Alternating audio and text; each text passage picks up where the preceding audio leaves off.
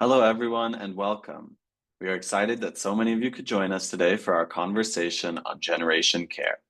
I'm Talay Shalev, the Public Events Specialist for the Public Programs Department of the California Institute of Integral Studies, nonprofit university in San Francisco.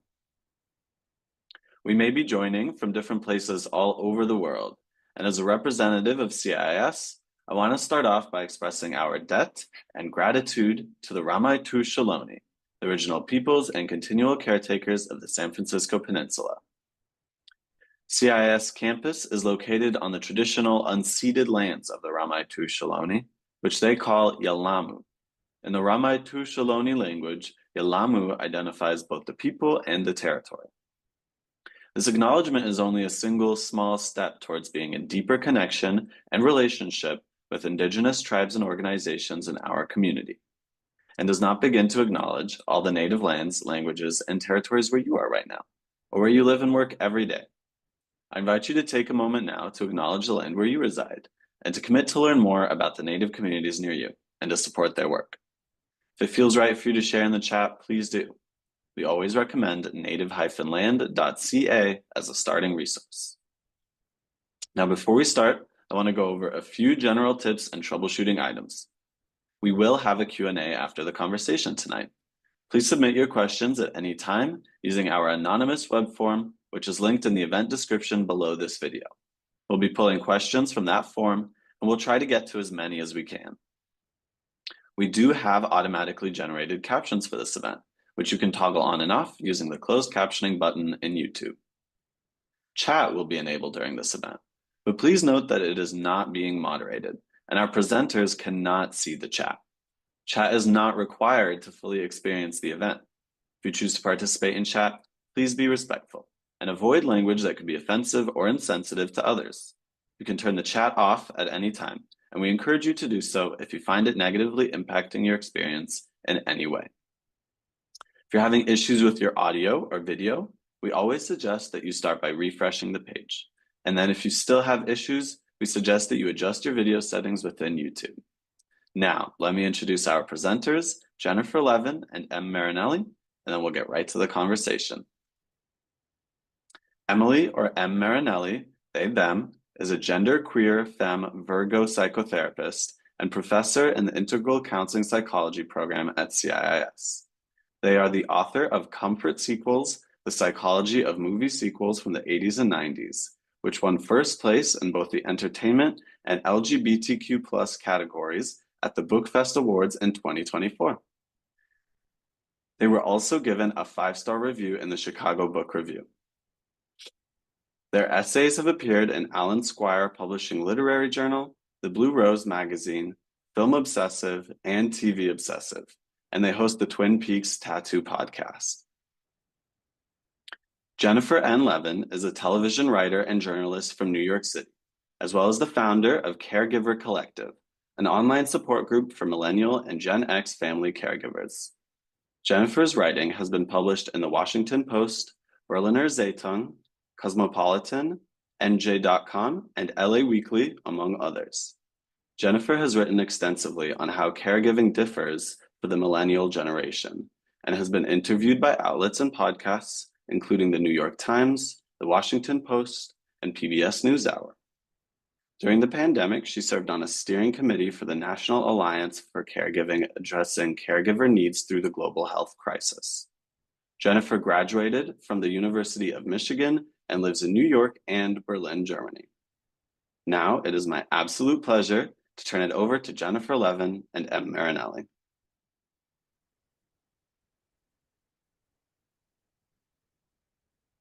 Hi. Hi. Hi, it's great to talk to you. Oh, it's so good to talk to you too. I'm really, really excited to dive into this beautiful book that is so powerful, Generation Care, and talk to you a little bit about it. And I wanted to just start by saying, Jennifer, that my grandmother, I'm going to share a little bit about myself, but I promise I'm not going to take over. My grandmother had Alzheimer's, and everyone in her family had Alzheimer's. And my mom was her caregiver. And now my mom is in early Alzheimer's, and now I'm her caregiver. And I'm also a millennial, or a Gen X millennial cusp, but technically a millennial. And so this book really spoke to me on a cellular level at this point in what I'm dealing with my mom, and was really encouraging, inspiring, and helpful, like really, really helpful. So I just wanted to start by saying that I'm coming to this conversation with that context. And so I wanted to tell you that, and then also ask you a little bit if you would be willing to share, what set you on this journey to write this particular book. Sure. Yeah, I'm sorry to hear that about your family history. That is a lot to take on because I think even when your grandmother is going through it and your mom is the caregiver, you're still absorbing that. It's a good model for you to have, but it's also still very much like in your zeitgeist. So I'm very happy to hear that you took help from the book, but also that you said that it was, I think, to paraphrase you, uplifting, or use a lot of positive words. And I'm very happy about that because it's a very heavy topic. It hits us emotionally in a lot of different ways it finds to punch us. But there is good to be taken out of it. And, I think that the more we connect through this experience, the more it feels or can feel uplifting, unifying, and we can draw the positive from whether it's the connection we have or the caregiving that we're providing, whatever it is. So thank you for that. But what brought me to do this and to write the book was basically having gone through this with my dad. It was the kind of experience he had, progressive supranuclear palsy, or PSP. And I've met people, families dealing with PSP where it lasts for decades, and families like mine where it's this really intense stint. The disease moves very aggressively and very quickly, and then you face end of life. So my caregiving stint was compact, and in that time, dizzying and confusing and difficult, and also had very good moments because I loved my dad and spending time with him. But going through that, it was very isolating. I was 32 when his disease really took a turn, and he had to move into a nursing home and was then in a wheelchair. And up until that time, my dad was so independent that it was shocking to think of him in a vulnerable position, of having a chronic illness, of being dependent on others in that way. And so when I look at my friends, my peer group, I didn't know anybody else who was going through a similar experience at that time. I had never heard of anyone my age going through something like that. And I really didn't identify as a caregiver, not until after my father passed away. And so it was really where I thought of caregiving as, a paid aide that you hire. That's a caregiver. Or an older woman who's most likely a retiree who's caring for her geriatric parents, or, an aging spouse. That's a caregiver. But I'm a daughter. I'm doing what a daughter does. And so going through this experience, feeling pretty alone emotionally, because I'm an only child as well. And then learning that there were so many other caregivers out there who were within my generation. I found that statistic of over 10 million millennials that were currently caregiving at the time. About a year after my dad passed, I really stumbled across the statistic. That was the first time I realized, hang on, the way it's being described, I was a caregiver. And if I was going through this, and there are so many peers, technically 1 in 4 in our generation, statistically, I know somebody else. So why is no one talking about this? Why wasn't I talking about this? And then Big Mouth me, who's a writer, was like, well, everyone needs to know. And so I wrote an article for Cosmopolitan. I wanted it to find people my age in a place where they weren't expecting to read something about a caregiving experience, but maybe relate to my story, and like me through that story realize they're also a caregiver. And at that time that article was published, it was the kind of case where there was no resources, no support group, no dialogue around caregivers our age. And so I thought, I'm gonna create it. And so I started Caregiver Collective as a Facebook group. And it's, I think, really helpful to live online because you're able to find people all over the country. We even have people all over the world in the group. So when you log on there and you're looking for support, or you're looking, middle of the night, this is the moment I have to pour through other people's stories to glean what advice I can without knowing specifically what I want to ask. You can go there 24/7. You're awake on the East Coast, middle of the night. Someone on the West Coast is reading you. They're replying in real time. And it really shows you the big picture of care in our age, in our generation, by doing this nationally. And so it's been so helpful. It's like, and I just want to say, like, how incredible that you started from doing all of this on your own, kind of in isolation, and then moving to understand what is missing and what is needed, which is community, and to move like to that so many people are going through it too, and then creating this tremendous online resource, which is huge. Like, it's huge and so helpful. Really, really helpful, because it gets into like specificity of things too. Like, I'm dealing with this particular medical issue, and then some other people are too, and here's what I did. Like, that didn't exist. So like, thank you so much for creating that. Oh, thank you. That's super nice for you to say and for me to hear. One of the main reasons I created it, to be honest, was not only was there a vacuum in this discussion that I felt needed to be filled, but also it was so hard to figure out how to do so many things for, caring for my dad, like getting a wheelchair accessible ride. He lived in New York City, where I'm from, and trying to find a wheelchair accessible ride to take him to the doctor. We want to go to the movies. What it was like to plan that out. It's so much advanced planning and so much stuff that really I was just figuring out and thinking like, well, we need to get there. How am I going to get us there? That then finding myself no longer a caregiver, I thought, yeah, but years I spent accumulating this information, and now what, it goes nowhere? Like, I have nowhere to use this. And so I thought, I want to share it with other people. I want to help someone out so they're not reinventing the wheel. And that was really kind of the kick in the butt to start the group. And then, of course, the connectivity. It has become, and actually, I shouldn't say become, from the very beginning, it's been a really positive atmosphere, I have to say. It's incredibly supportive. There's been no kind of weird online fighting. The like awful stuff we hear about the internet does not exist in this group. I'm strict about who I allow in, meaning caregivers, yes, but anyone who wants to advertise to us, no.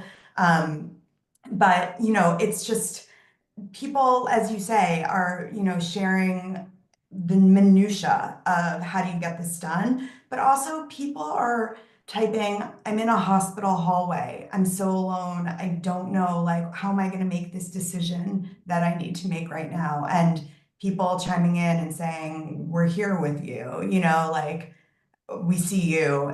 A lot of times it's just that we see you, we hear you. Caregivers can go through the whole experience feeling like they're invisible and nobody is They're hearing them. not exactly seen. There's not validation of the level of what has to happen all along the way. And it's not like one thing or two things. It's all the time, sometimes 24 hours nonstop. And you know this. Just thinking about the term caregiver, growing up, I always heard the term caretaker. And it was my mom actually who said, it's not taking, it's I'm giving. And I want to use that language, which I thought was great. And I wonder if you could speak to a little bit about like what you mean, or what we mean in this book around what a caregiver is. Sure. I love that. I've never heard what you just said. That's very interesting because There is a lot of different language. It's what people feel comfortable with. I know there are people in my group who say care partner. Um, there's all sorts of terms. I use caregiver just to make it uniform. I find that when you are Googling, often caregiver gets you there. Caretaker does too, but caregiver. So when we're discussing caregiving in this context, what we're talking about is an informal family or chosen family person who is providing care to somebody who is chronically ill, disabled, ailing, elderly. Basically, somebody who's medically vulnerable or physically vulnerable in some way. This includes mental health, where somebody may be dealing with, a behavioral health issue, a mental health issue. There are caregivers in my group who are dealing with parents specifically, that are alcoholics. That is its own kind of subset of all of this. But for the purpose of this book and where discussion usually goes, it's around the chronically ill, or an immediate medical emergency like a stroke, the types of things that we just see living life, at any age. Yeah, thank you for kind of explaining and exploring all of that. And I really love in the book the expansion of chosen family. So many of us are, that's what our life is, right? It's just like that's who we are, and that's what our family system is. There's so many different constellations of caregiving and extended family and chosen family and all of these things. So why the specificity of millennials? Here we are, you and me, millennials, Gen X cusp. What is specific around millennial caregiving? So much. A whole book's worth. I really realized in having Caregiver Collective and reading all of the posts coming through, all of the questions being asked, all of the experiences being shared, I started to see a trend. It didn't matter what people were dealing with in their families. It didn't matter, like that they were from this family and you're from this family. It all feels so personal, right? It's our family. But there were wider trends among the people our age that I didn't see reflected in other caregiver groups that were tailored more towards, let's say, the boomer generation. And when you're older and you take on care at an older age, you have most likely gone through your life and built your family if that was what you chose, or had your career, and maybe you're already retired by the time you take on care. When you're early in life, there was there were a lot of people who were talking about how it conflicted with their careers when they were young in their career. They didn't have much of an employment history. They didn't have personal savings because they hadn't worked long enough yet. They were surviving all of the financial crises that if we went to college, graduated college with, and have faced ever since. We see spouses that are caregiving at a very young age, and that affects family planning. I was seeing people post about themselves feeling that they weren't able to date because caregiving was so all-encompassing that when they did have free time, they just didn't have the energy. They didn't know what to talk with people about. And then they also didn't know how to share. Well, this is a priority I have going on at home. How do you really share that with if you're 30 on a date? You feel like such an outlier. And exactly what I described, I felt, which is that your experience is not necessarily and most likely not being reflected by your peers. And you can feel really out of step, not just with your own social circle, but with your own generation. This really leads to isolation, silence around our caregiving, and also just kind of a retraction from your social group, and just changed relationships that can be difficult to navigate. When you're younger, if you're caregiving for a parent, let's say, if you're not married, you don't have children, unpartnered, your parents are probably still very much the center of your family unit. And so that hits differently than when you're older and you've built a family for yourself, whether that's, with children, a partner, or whether it's, a friend group, whatever that looks like. So there are so many different ways that it affects us, one, as young adults, and two, specifically as millennials and the environment that we've grown up in. Yes, that really, I mean, it's everything resonates. Like, I was reading your book. Here's me reading your book. Yep. Yep. Like, really out loud.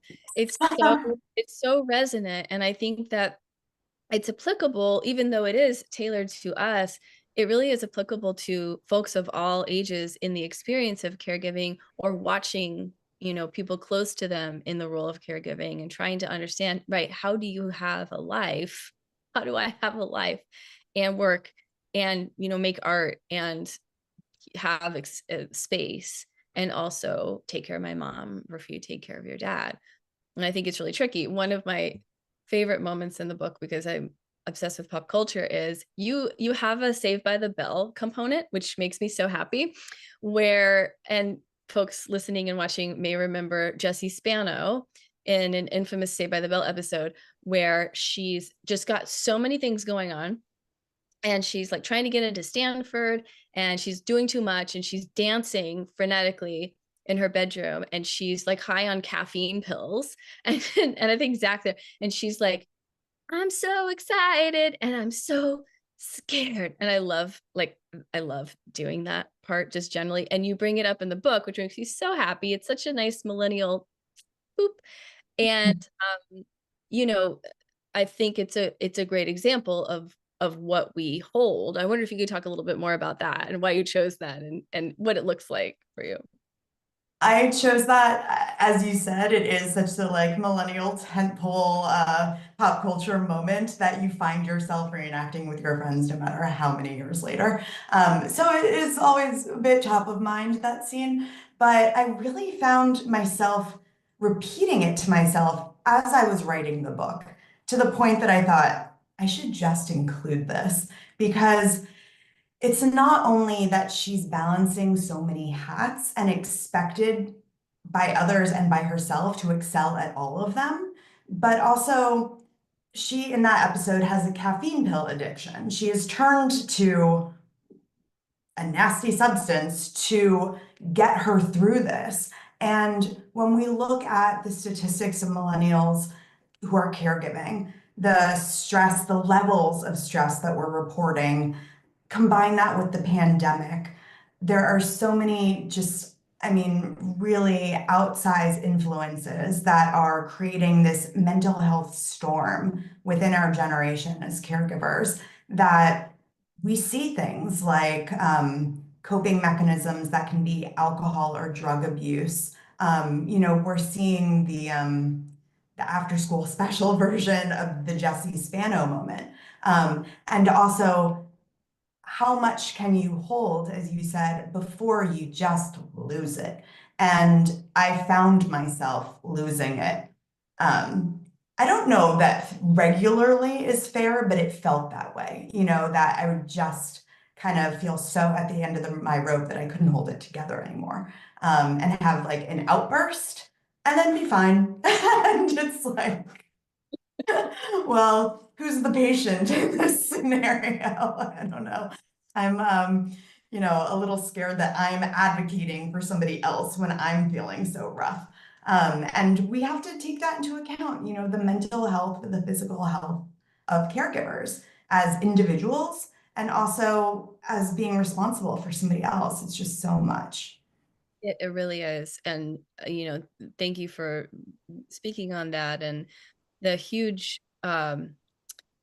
a huge part of your book is really devoted to talking about the feelings that caregivers, like feelings and emotional states that caregivers go through, including some of the ones that, aren't, that we're not supposed to talk about, right? Like feeling guilty, or, like we're not supposed to feel pissed off, right? Like what you're just saying, or like losing it, or having outbursts, because we have to be the ones to sort of keep it together. And that is such an important part of what this book does brilliantly, which is again, help us feel seen and validated. You know, every single aspect, and maybe we could talk about a few of them that you bring up in this section. It was like, oh, it was just like breathing air. Like, yeah, absolutely. Thank you. I'm going through this. And I can, you know, as a therapist, I can go like, oh yeah, I'm having a trauma response. I'm at the doctor and I'm having a trauma response. But to hear and see the actual like, oh, I'm having hypervigilance, or I'm having these specific things and they're completely normalized as part of the experience, specifically of caregiving, was really powerful. So, you know, I just wanted to share that with you. And maybe we could talk about a few of them. You know, you talked a lot about loneliness and isolation, and then creating the collective and how that helps. Anything else you want to say about those specifically, and what you think is important for caregivers to keep in mind around loneliness and isolation? Yeah, I think that, like I mentioned earlier, the loneliness and isolation at this point in our lives can feel very acute because we're not seeing ourselves reflected anywhere. We see this also really with men that are caregivers. You know, in our generation, we're almost equally along like traditional gender lines. And so, you know, when there's a guy who's taken on this role in a natural way, but one that has been traditionally gendered as a women's work and undervalued women's work, it leads to a reluctance to identify as a caregiver and to see themselves that way. And when men have silence, they're really not connecting with other men that are also living the experience. So there are so many different ways that this goes along cultural and ethnic lines, gender lines, and, you know, just peer group, that it's so important to talk about it as much as you feel comfortable, or at least seek the resources, because to see yourself mirrored in somebody else's experience can be quite powerful. I do think that with this isolation, there was something, shoot, I lost my train of thought. There was something you asked me about it, and I'll find it again. Yeah, well, I think finding the community is really key. And I think for me also, as an only child, I don't have siblings to kind of share some of the duties and tasks with, right? I don't have a brother to call and be like, yeah, I have to make this decision about whether or not we do this or we do that with the doctor. What do you think? What should I do in this moment? And, you know, he's a doctor and he's overwhelming me with what he's saying. You know, it's just kind of like having to make a lot of these decisions on my own, feeling the loneliness and also the overwhelm with that. And, you know, I think you talk about in the book, like decision fatigue. Mhm. Oh my goodness. Do I call this, but, you know, in addition to just fatigue around all of it in general, but, you know, these specific things that when you have people to share it with, it really makes a huge difference. And so, you know, for me, finding some friends who I know have gone through it was really helpful. And then finding the collective has been really helpful. So I think I think the call for community is really, really strong. And particularly, you know, in my positionality as an only child and coming from like you know, a white, poor working class family, but now being in a different socioeconomic background, I think growing up there was more of us because we come together, you know. And I think in collectivist cultures that's also true. There's like more people to kind of do things with or have thought partners with, more people to take care of people, and some of that's just assumed. But for me, that's not the case now. And so I have had to figure out a lot of this stuff on my own and build my community around it. And so, yeah, that's a really important piece, is the community. And I'm curious if we could talk a little bit about the guilt part and sort of setting boundaries. And that was like, oh my gosh, are you like reading my diaries, Jennifer? Yeah. Like, what's happening here? Yeah, could you speak a little bit about that one? Absolutely. I mean, when I talk to a lot of caregivers, whether it's to be interviewed for this book or just within the collective, the one word that I hear repeated by everybody is guilt. Everybody feels guilty for something, and you feel guilty for making the decision, and then once you made the decision, you feel guilty that you didn't decide the other way. I mean, it's like there are endless ways that we choose to self-flagellate, really, and in this role, that we are never doing all of it enough. We always have some excuse. And so guilt, I'll address what you're talking about, guilt and setting boundaries. Because, in this book, I broached the topic of self-care, which, we can get into later in the conversation if you'd like, the big picture of it. But what that really looks like to me when I see how the different modalities of self-care are practiced and exercised by caregivers is what are the practical things that you're doing for yourself to, how should I frame this? Like to really to maintain your individuality as much as you can, and also just your center of gravity, really, and stay healthy through it. And so one of the biggest self-care practices that you can endeavor to take on is setting boundaries and figuring out what that looks like for you. And there is inherent guilt in doing this for yourself. Even though it's not only beneficial to you, it could also be beneficial to the person you care for.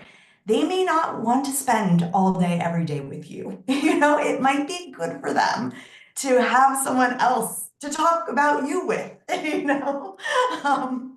So this idea of setting boundaries, like whether it's, well, I can't work 5 days a week because I have to be at home on this day because my mother refuses to go to the daycare program on Fridays, because she would rather be home with me.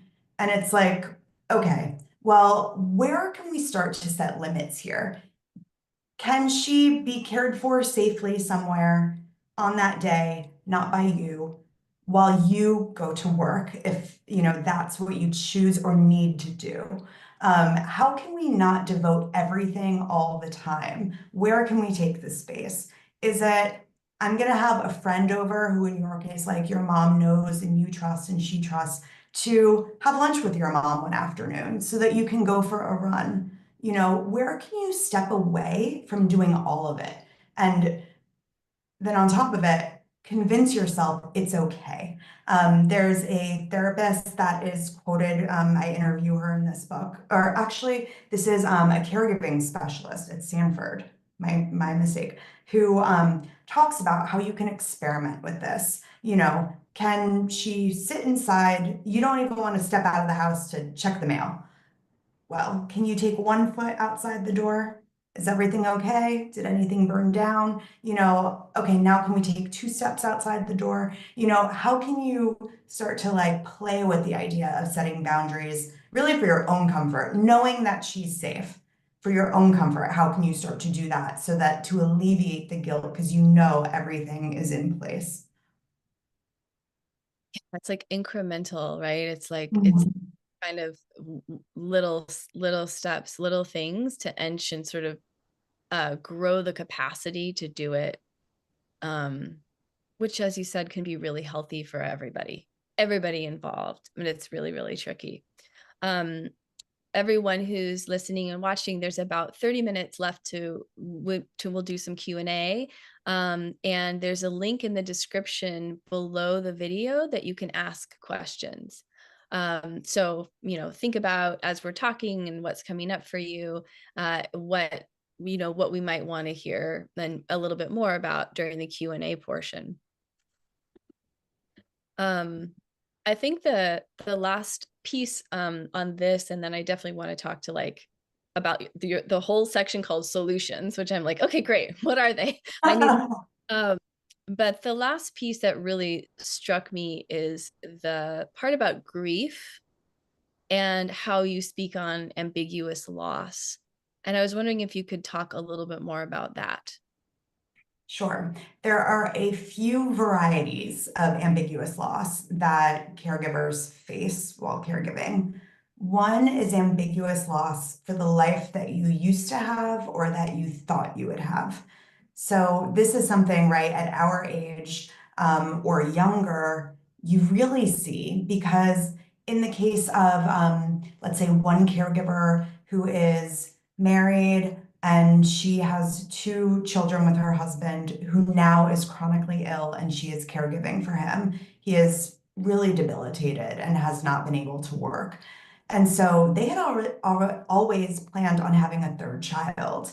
And she talked to me a lot about the grief she had over not having the 3rd child that was really planned by the 2 of them, because they can't take that on anymore and don't know if they'll ever be able to. So she really was grieving this idea of what her family would look like.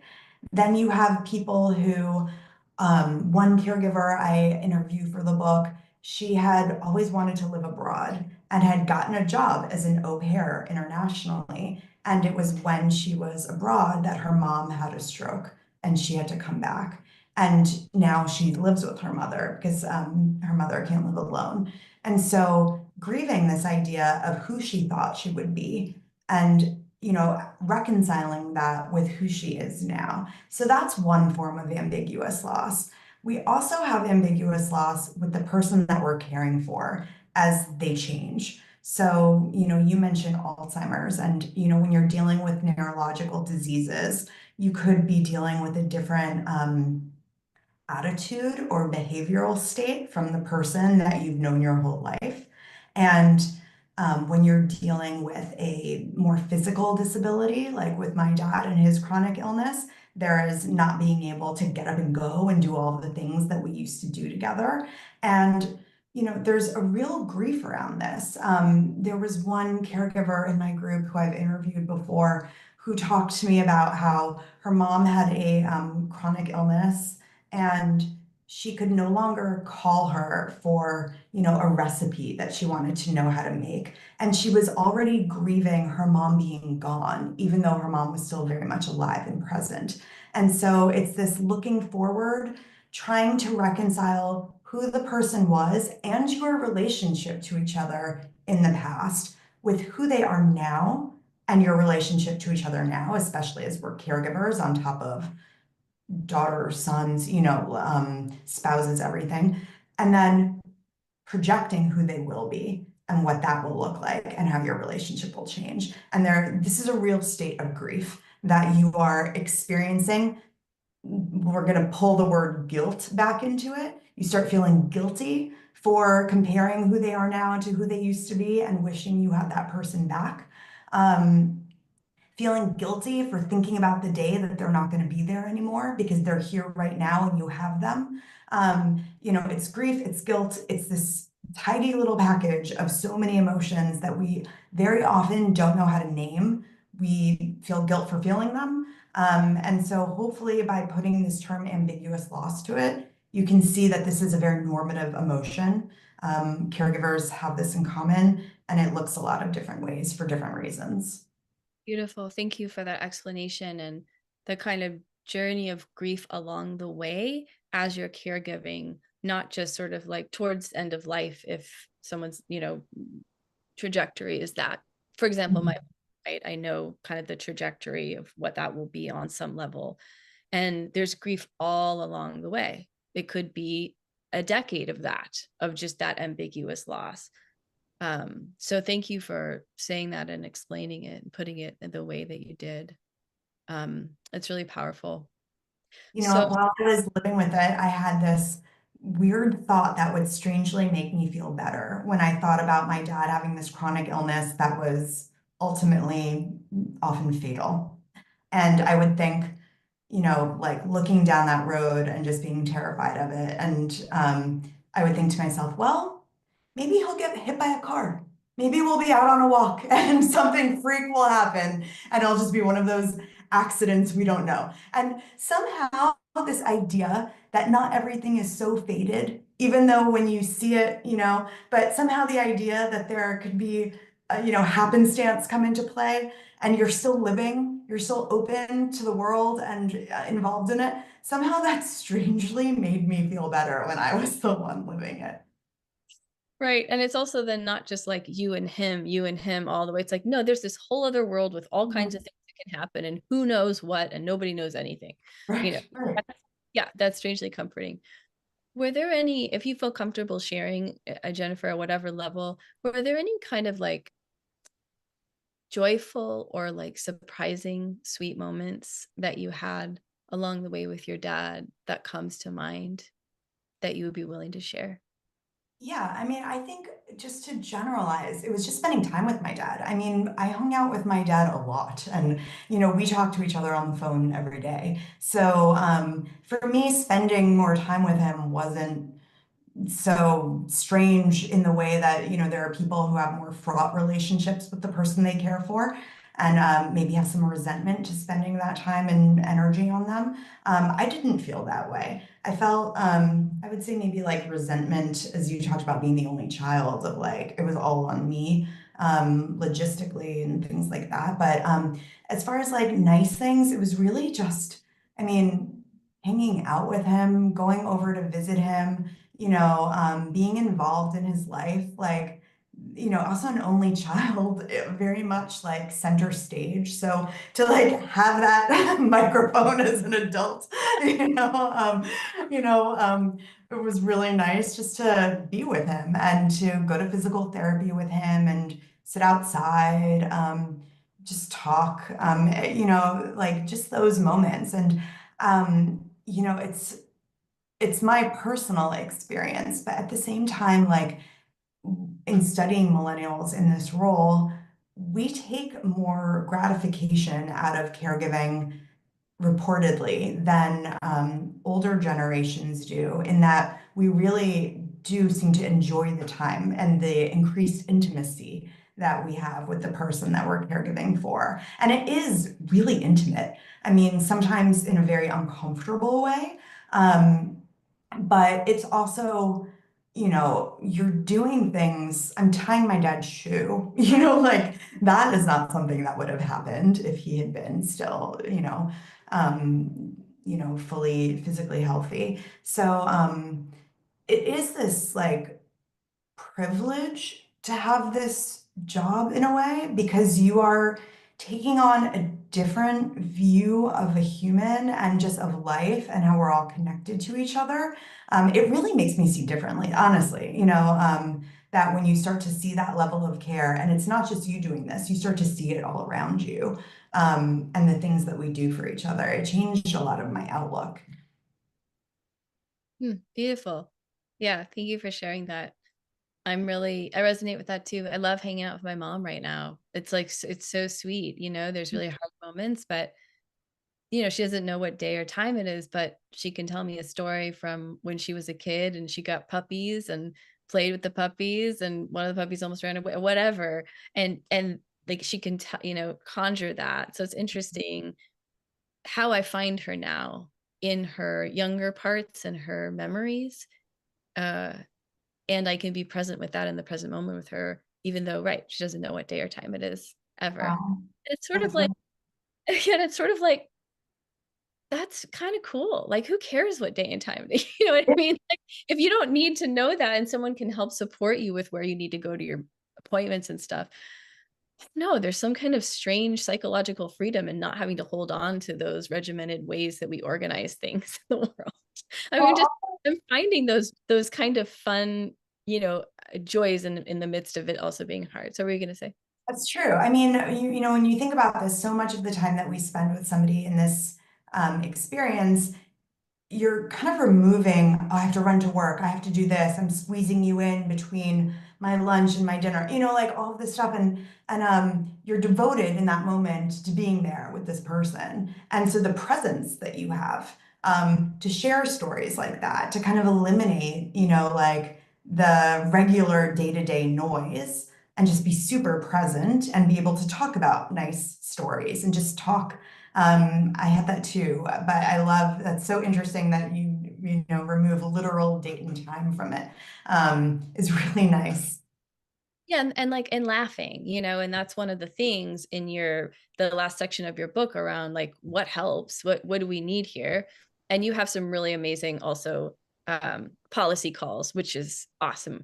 But one of the things is like, yeah, we need to be able to laugh and be creative and express ourselves, and go to therapy. I mean, I love it. You're just like, go to therapy. Everyone said go to therapy. And yes, and not just therapy for caregivers, but also other kinds of therapy for the folks that we're caregiving, which I really, really appreciated. And so, do you want to talk about some of the other things that you mention in the book that we need? Sure. I'm going to highlight one, and to start at least, and that is, right, everybody said to me, what helps? Therapy. The other thing that when I see people whose stress has been somewhat alleviated, who had kind of figured it out as they went a little bit more quickly, and it wasn't so, it was of course stressful because caregiving, even with the biggest handhold, will be stressful. It's an emotional experience that's stressful. But, you know, when I look at people who seem to be riding that wave a little bit more smoothly and asking them, like, what's going on? How are you doing this? This idea of having a case manager or a care manager, this can be phrased a few different ways, or a geriatric care manager. It's all like what shows up in Google, really. That is, as one caregiver termed it, the quarterback of care.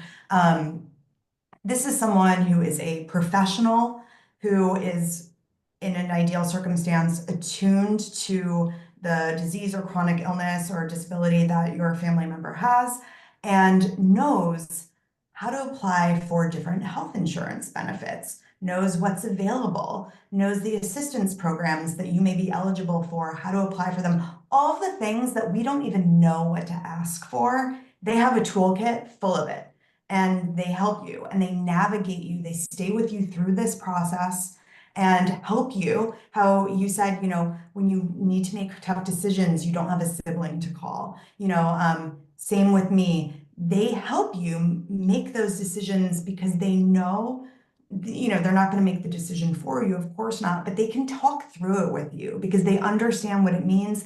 They know the person that you're caregiving for. They have a sense of who they are and what that person's wishes would be. All of the things that you weigh as the caregiver, they're with you on that, and they're a professional in that circumstance. So this is something that I say in the book sounds expensive. Well, it is. I mean, this is something that a person that you can hire, and it is quite expensive. It's a paid service, and you know, you're paying for somebody's expertise and time. But there are organizations that offer this for free, whether it's an initial consultation, whether it's an availability that you can contact them on an as needed basis. And there is an actual pilot program. God, I wrote this part so long ago. I believe that it is with Alzheimer's patients. I need to revisit this information, but it's basically through Medicaid, I believe, that they have this clinical trial, like a trial program of families who are assigned a 24/7 case manager to be with them through the process. And it has been successful in smaller trials. They've now kind of, like within specific hospital systems, they're now expanding it into this kind of like bit of a broader trial.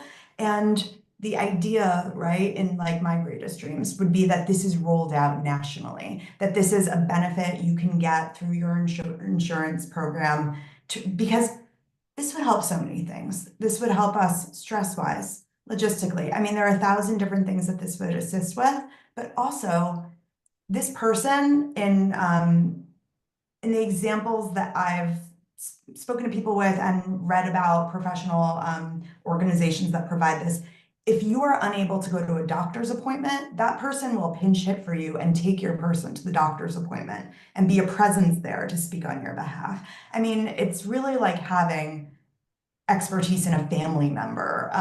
And so imagine if this is someone we had access to, how many people would be able to stay in the workforce, not have to miss work because of doctor's appointments, because they're trying to figure it out as they go, because they're on the phone all day with Medicare, trying to figure out what insurance benefits. And because of that, they missed work that day. You know, just the amounts of ways that this would help us as a society. and create an actual care infrastructure that we are lacking in this country. I mean, that would be mind-blowing. Absolutely. Yes, yes, yes. And, in my experience, I have had some help from social workers, through different places, but they're limited just in terms of how they're stretched. It's not about whether or not they're great social workers. They are, but having something like this would change so many people's lives. And I love that that exists and that there's a trial happening, and also that we can dream and imagine and envision it. Sometimes I feel like we can get kind of clamped down with just like, well, this is what we have, so we have to deal with it. And it's like, no, what if we had, and you say like paid family leave as a national policy? Like, yes. Yeah, I needed. Every other country on this planet. Yeah.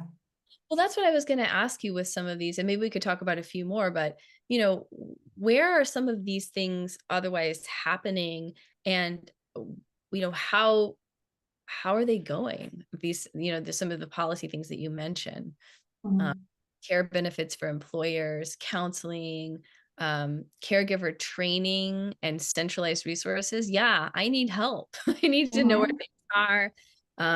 These kinds of things. And then, of course, you talk about addressing systemic changes that have to happen, in US culture that feed down into this, like systemic oppression and inequities and sexism, racism, classism, homophobia, transphobia, etc.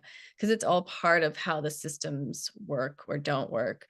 But yeah, like anything else you want to talk about on this list, and also where is this happening and how can we how can we do what they're doing?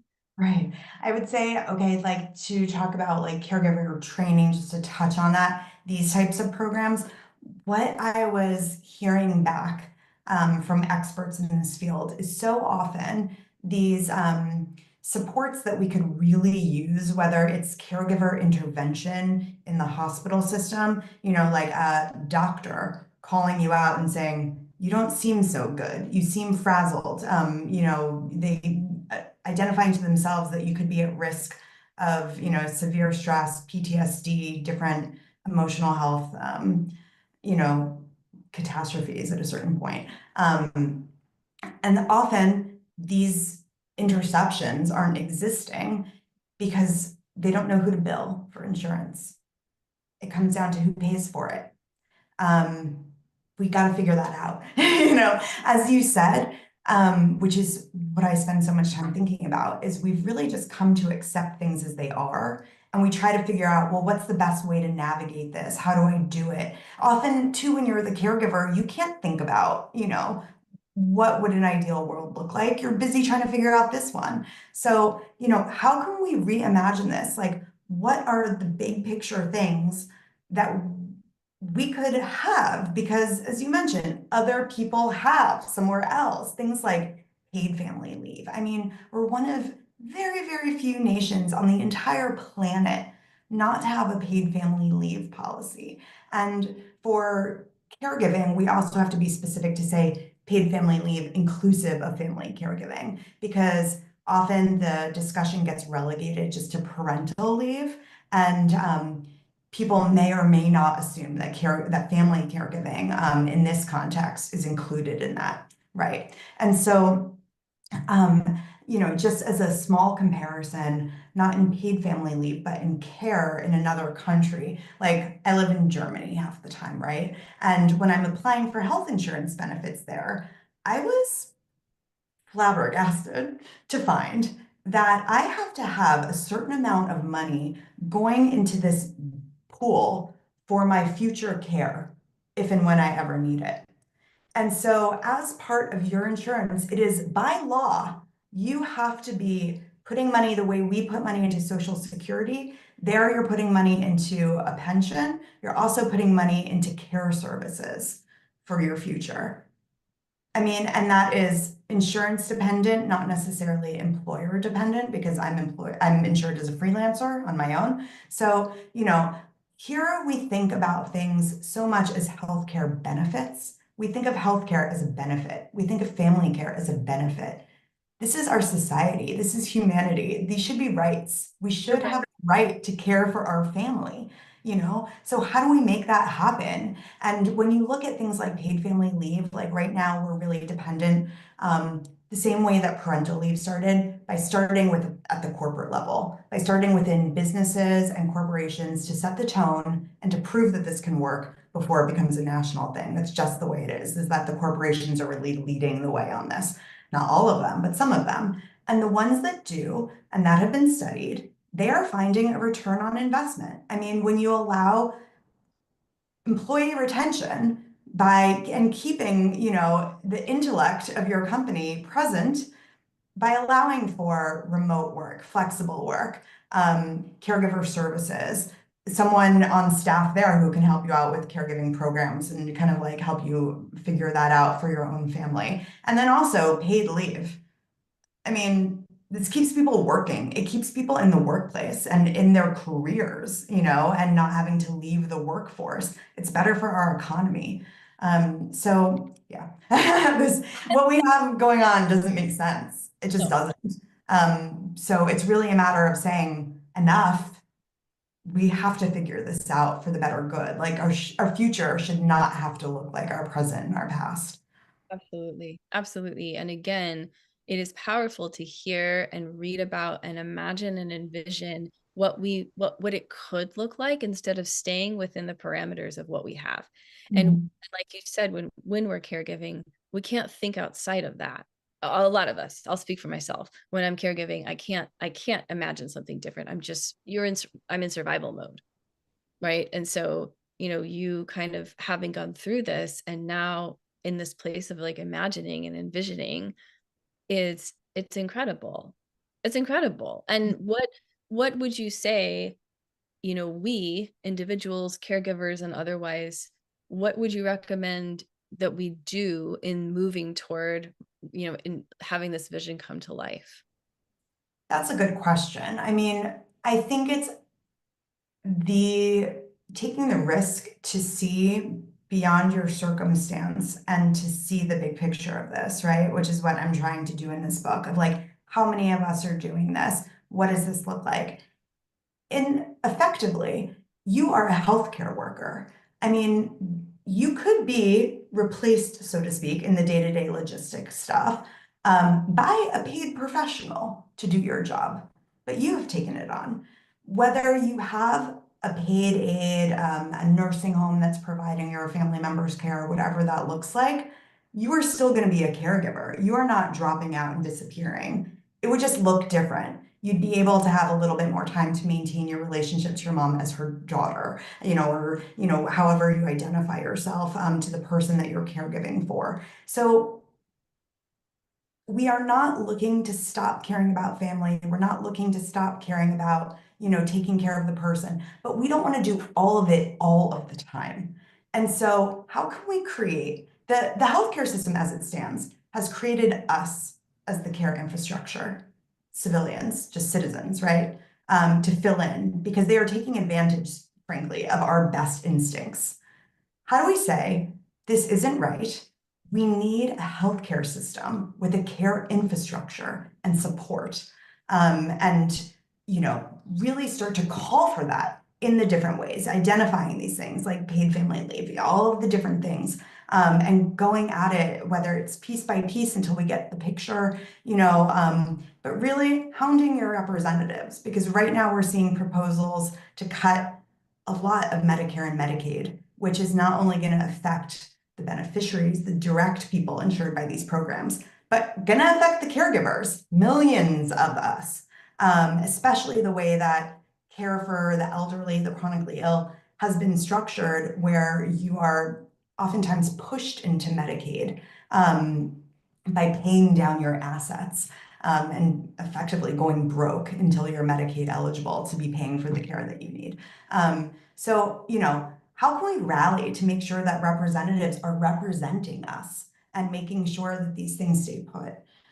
So I would just say it's about getting out there with your story, advocating, pushing your elected officials to do what's best for your community, your family, and our country.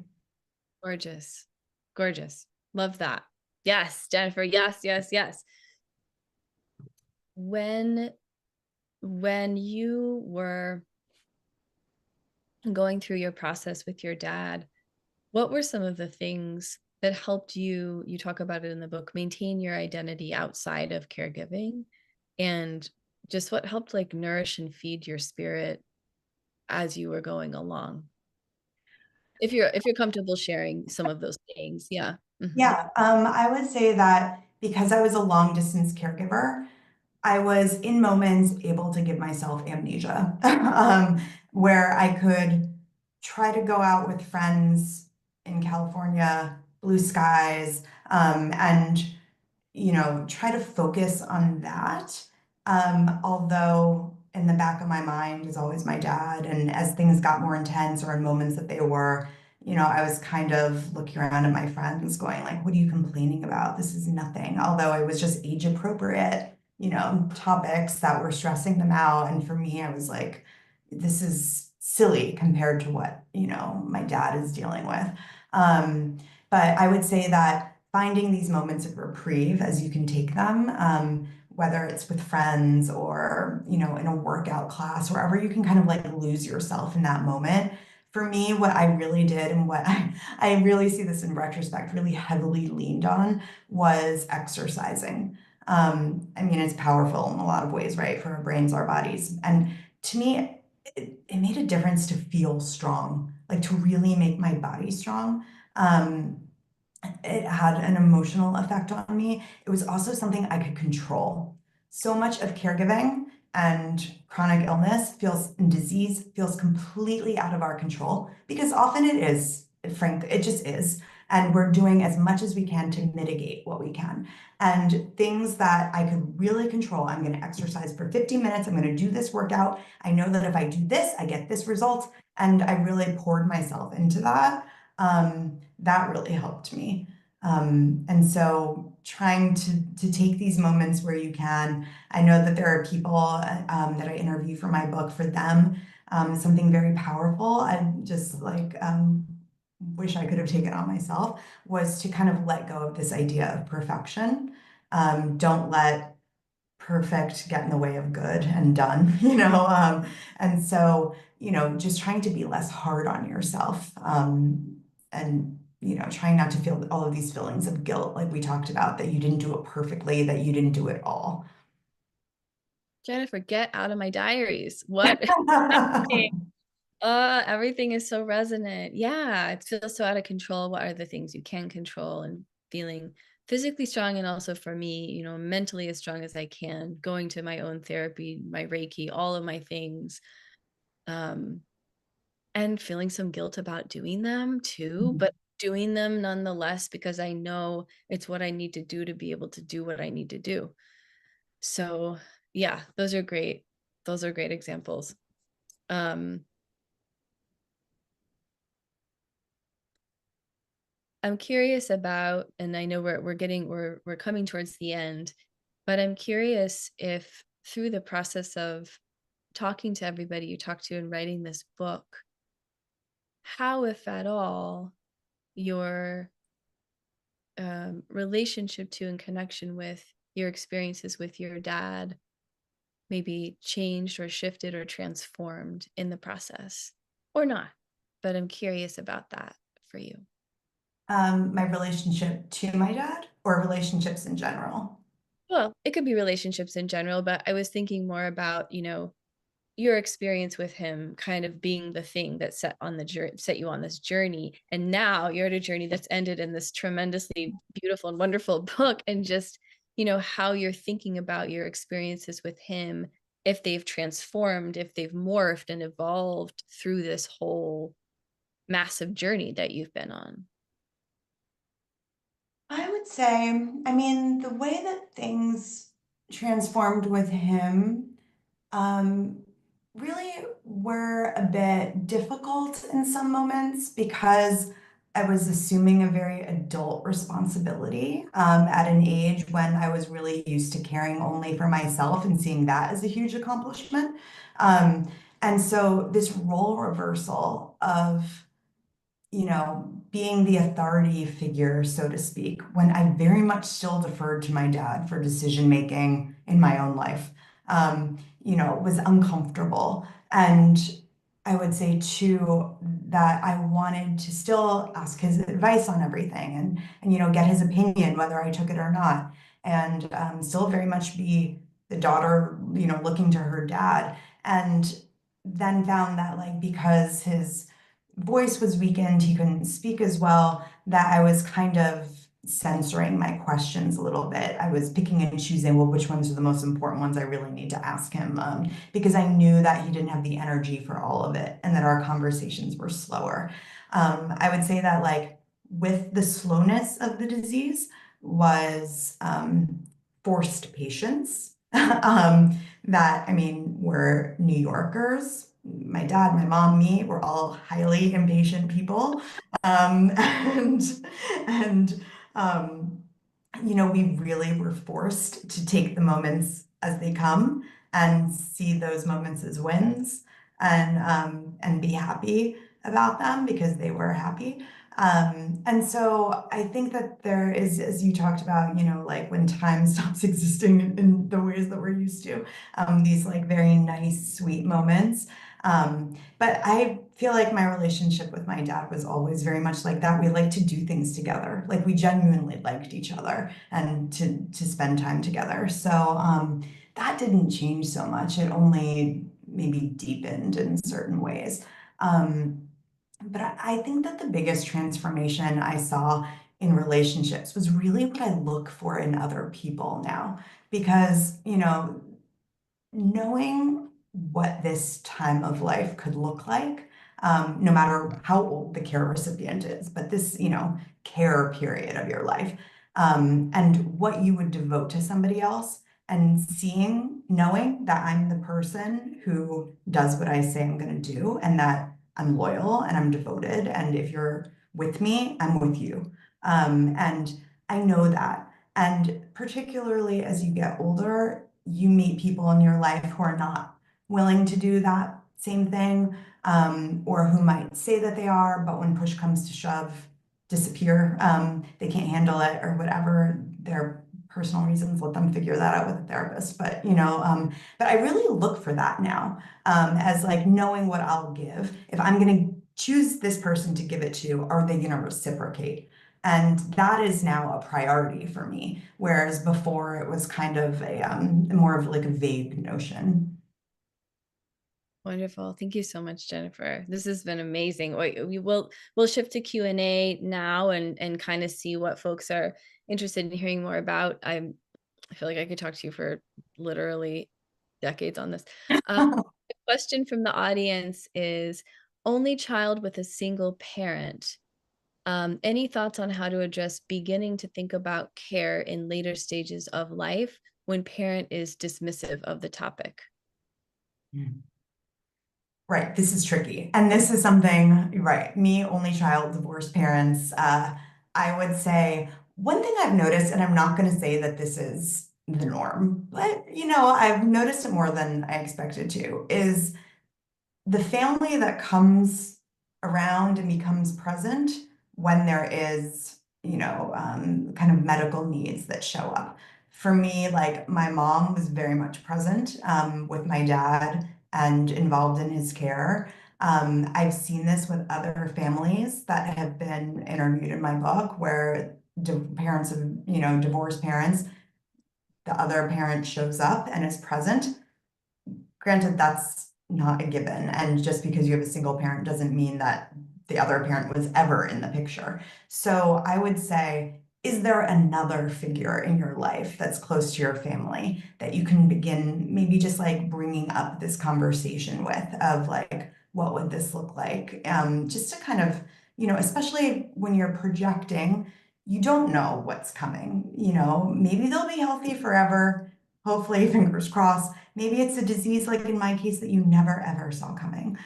So it's hard to know if you don't know what you're dealing with, what that looks like. But I would say, logistically, start to have the conversations around paperwork and legalities. This is something I did not want to do. My dad did not want to do. And my mom really, really pushed. signing the paperwork to make me the healthcare proxy, getting all of these things in order. These things are incredibly important to have when the time comes. And not only that, when you are in this nice position of not needing to do it right now, the conversation is less loaded. I know that this questioner said that or person asking the question, what's the right term there? But, said, a parent who doesn't want to talk about it. This is the moment to bring in like an objective third party, whether that's a family friend that you trust, whether that's a therapist, or whatever that looks like, or that you can think of, a person that they'll listen to. Because sometimes they'll take advice from, let's say, a doctor. A doctor is a great person to have this conversation, a healthcare professional. They'll listen to them sometimes more than they'll listen to you. And because you're not only dealing with them not wanting to talk about it, but sometimes when you're the kid, even though you're an adult kid, they're like still taking on the traditional roles that you've had your whole life of like, okay, I'll deal with this. You don't worry about it. And it's like, well, no, I got to worry about it. So I would say bringing in a third party who can have that conversation in a way that maybe they hear to get the paperwork down. And then just be open to the people in your life, maybe that you see going through this, who can kind of model this experience for you. What can you pick up along the way?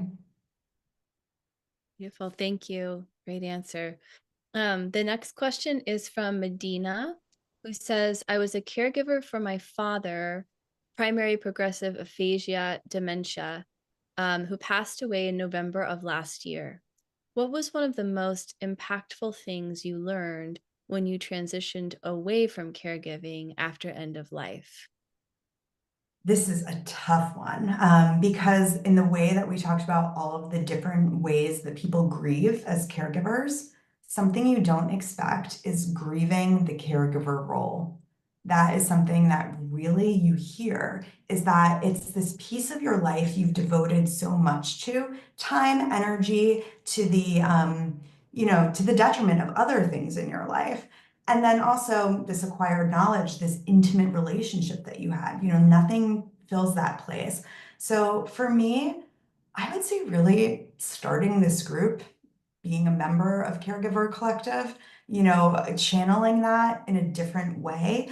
There are a lot of people who join this group after they've been caregivers, after the person has passed away, because they're still looking for a way to contextualize what they've been through, still looking for someone who can kind of, hear them and reflect back to them this experience that you're just like, what just happened? Because I have found for me, there was the shock over my dad passing away and the grief around that. But what's lasted, I think, longer is the shock that he was ever sick at all. Sometimes I cannot believe it. Like, I really think, like, I look at old photographs, all these things of our lives, and I go, I can't believe what happened there at the end, like what we lived through, because it was so different from our lives before that. And like I said, in my case, it was this concentrated stint of like about 3 years. So I think that, like, for me, it was creating this group and just being involved in it, contextualizing what that looked like. And for me, it felt better to see the generational picture of it, to understand how this happens, why it happens. For me, I like to intellectualize stuff a lot when I'm feeling it. So like, so that really helped me to try to just understand all of this in the big picture. And then to the point of, like finding your own identity, all of this afterwards. These little things that you can pick up. Try to remember, what was it that you liked to do before care came on? Do you still like these things? Try it out. Is there something new? Is there something you wanted to try or that piqued your interest you haven't gotten a chance to? Now maybe you have the time to do these things. And at the same time, deal with grief. It goes on. This is not a short process, grieving. And so ways that you can find to commemorate the person, whether it's with a certain day, a certain activity, I find, and I've read some things about this, how having these traditions, whether you created them or they're around holidays or whatever, really gives you a moment to be with that person and think about them in the way that you want to. Beautiful. It's actually a really nice segue into the next question about the Facebook group, in terms of the collective. So a question from Emily says, can you please let us know how to access or inquire about your Facebook group? Any advice for starting places where I can start exploring care for Medicare and low-income parents? Yes. So as far as finding my Facebook group, it's called Caregiver Collective. And our logo is like a circle, Caregiver Collective. And I would say when you join, please answer all of the questions in the brief questionnaire and agree to the group rules, because if you do not do these things, I assume that you're a bot or a marketer and I will not approve you. I'm very protective over this group and what goes on inside as far as people's maintaining a safe space, because this is a very vulnerable topic and I want people to always feel privacy and comfort. And also I don't want anybody being sold to in this group. So if I don't see the questions answered, I don't approve. You can answer whatever you want, as much as you feel comfortable with. I'm not looking to pry. But so that is the information on how to find the group. Then on finding Medicare and Medicaid, I'm assuming they mean care as in like a facility or a healthcare aid. I mean, care can mean a lot of different things, day programs. I would say first, because we're so state by state, including what these programs look like, I would say first, look for your area's Office of the Aging or whatever similar term they call that in your state. Go to them first. They're actually kind of this wealth of information, often through their websites, that can direct you in different ways. I would also say, I give this advice to anybody, whether it's Medicare or Medicaid dependent, but it does help in this case, is figure out, what do you really need help with? Is it paying for bills? Is it paying for medical, tools around the house, or like a bed that you mentioned? Like, what is it that you're looking for?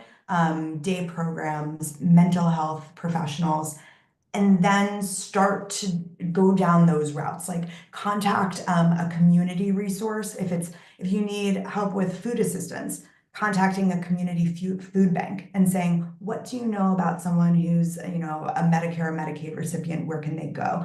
Often you are not going to get it the first try, but if you just put yourself into this world, you can start to talk to the people there who will direct you where to go. But our system is so piecemeal that often if you don't know what you're looking for and you're kind of just like going at it, as most of us do, just looking to see what's out there, it becomes more difficult because it's really all over the place. So kind of like blue skying it and saying, if I could have help with anything, what would it be? Even if it's, I'm a mom or a dad and I'm caring for somebody and childcare is really difficult. It's not directly related, but for you it is. And so how can you find childcare that you can afford to help you be with that person? There are just so many things like that you could be looking for, so many ways to look for it. I would say start with knowing what you need and then just start contacting peripheral organizations and asking for their help on where to go from there. Also, your local hospitals, social workers, look for case and care managers in your area that maybe offer pro bono or like a free consultation. Great places to go. Yeah, this is also why we need caregiver coordinators to help navigate all these piecemeal things that you're describing. Yes, yes, yes. Kind of following up on that a little bit, how can caregivers look out for themselves financially when making the decisions to quit their jobs, take on extra financial costs? This is all kind of the financial, the money part, the insurance part. How do we make it work? This is tricky because there are instances when your finances may accidentally become tied up with the person you care for, and they'll start looking at your personal finances as that person's resources. This is the place where you really want to bring in an elder care attorney. they can help you get the paperwork in order to protect you financially, protect your own financial assets so that they don't become overcoupled with the person that you care for. I would say with any sort of financial advice, I'm not the expert. The elder care attorney is. And so look for someone in your area. It's important to be in the state in which you're providing care and to speak with somebody there because they'll know your state's laws. They'll know what's available to you in the same way.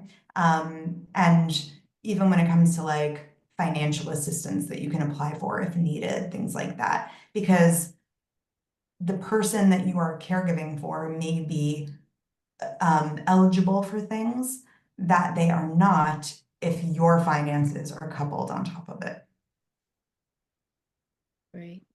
This is a question from Alessandra. How do you not only care for your own fear and grief around losing freedom, coupled with observing the health decline of your loved one while dealing with their psychological needs and fears of what's to come? This is really, really difficult because you're having your experience emotionally, and your family member is also having their emotional experience. And when you come to be the person that they rely on for everything, they may also start divulging all of this to you for you to hold their emotional experience while you're dealing with your own. This is super hard. Because you can also be projecting for yourself what they're feeling and taking on their feelings, even though they haven't expressed it. We see this with caregivers of the military, often in PTSD, that if they're having flashbacks, sometimes the caregiver imagines that flashback for themselves and takes it on in their own emotional experience. So, how do we draw this distinction? I would say this is a really good place to draw a boundary, the way that we spoke about. And Please. boundaries, this is something that can be quite difficult when you're dealing with mental health because in the person, if it's a parent or a grandparent, somebody older than you, or depending on different racial or ethnic groups, there may be stigma around seeking mental health treatment. I grew up in New York. We have zero stigma in my family around this. My mom's a therapist. So, like, yes, therapy since kindergarten. But there are families, I've heard this in some people in my group who are Black Americans who have some sort of stigma against seeking mental health treatment and not wanting to show vulnerability in that department. Also, with a friend of mine who is interviewed briefly in this book, Polish family, same thing. Her dad does not want to admit that her mother is experiencing mental health issues, and in turn, mom doesn't want to see a therapist. And so, my friend finds herself really having to navigate, well, how do I get my mom into the therapy that I know that she needs for her own health? So figuring out how can I convince this person, if it takes convincing, so to speak, to seek professional treatment. One, that kind of alleviates this burden, so to speak, of you taking on their emotional experience fully and carrying that, but also two, allows them a person to go to that's a professional that can guide them through it and give them an hour a week or whatever that looks like of time, devoted to them outside of you. I think is really healthy. I say this knowing that it's not as easy in every family as it was in mine for this type of thing. But that's really my advice, is to get a professional in there, or if they have a friend, if that's not the case, a friend that they can turn to talk to about these things. And as much as you're comfortable saying this, it's too much for me to take all of this on. It would help me for you to talk to somebody. Yeah, absolutely. Absolutely. And then I think we can also only do so much if they're unwilling to do it. I mean, I think that's the other part of having to let go on some level. If you're saying over and over again, like, let's do this and have some counseling or some therapy, and they won't do it. I think something for me that's coming up in what you just shared, Jennifer, is I notice for myself that I'm really keeping my own emotional experiences of what's happening with my mom completely outside of my mom, like really wanting to not show that part as much as I can. Sometimes, like you said, it spills out and I'm like, ah, I have a eruption, or I'm tearing up because she's frustrated because she can't speak, can't find a word. And it makes me really sad because she was a professor and ran an organization, And so, but I noticed I'm keeping my experience away from her as much as possible. I wonder if that came up for you when you were talking to people in the book, or for you as well. For myself, definitely. I mean, and here's the word again, guilt, right? It's like you take this on for somebody and you don't want them to feel bad that it's stressing you out, that it's hurtful, because the whole picture isn't they as a person or not. And so you can feel really guilty saying, this is hard for me. Like, and you don't want them to feel guilty for needing you. And so I definitely found myself keeping that from my dad. Yeah. Yeah. Yeah. That really resonates. Um, Jennifer, I'm wondering if there's anything else that you want to share about your book, about how people can find you, and maybe like something that was like a surprise or sparkly, or something that you think about that you learned in doing the book that's like a little like, ooh, I really loved this. I loved knowing this. Hmm. This is a strange one. I love it. of, of like a little moment that I had, huh. I mean, I loved working on this book because I really enjoy talking to the people that I interviewed for this book. There was like just a bunch of people I've come to know through my group and then got to know even more in these personal interviews we did for this, and then also speaking to people outside of my group about this as well, and seeing that through line between all of us.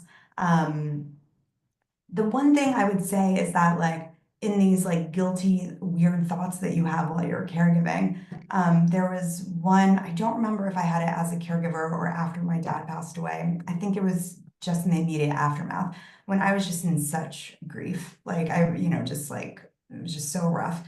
And I really thought, I almost like want to get hit by a car so that people can see how broken I feel. Because when you're feeling it and you're composing yourself, it's hard to express just how devastated you feel. And, I never shared this. It was just like, this strange thought you have, as all of these thoughts can be at certain points in this process. And while I was interviewing somebody, she said to me, I fantasized about being hit by a truck. and and she was like, I just wanted a reprieve from care for a moment and to lay in a bed and just have people help me. And I didn't have to be the one. And I completely understood her in that moment. And I could also say, oh my God, I had the same thought, that, only when you talk about these things and say them out loud, you realize you're not this morbid freak. Like, there are many of us having these dark thoughts. Nothing will come of it other than these dark moments we face, in little blips, but they're honest. Yeah, and that make perfect sense, right? Of course, we want a reprieve. Oh, that Mhm. was amazing, Jennifer. So everyone, Generation Care, the greatest, so helpful, so beautiful. Jennifer, where can we get this book and where can we find you? You can find the book everywhere books are sold. You can find the audiobook anywhere you download and stream audiobooks. I narrate the audiobook, which was pretty fun. It was difficult and a lot of crying, but it was fun overall.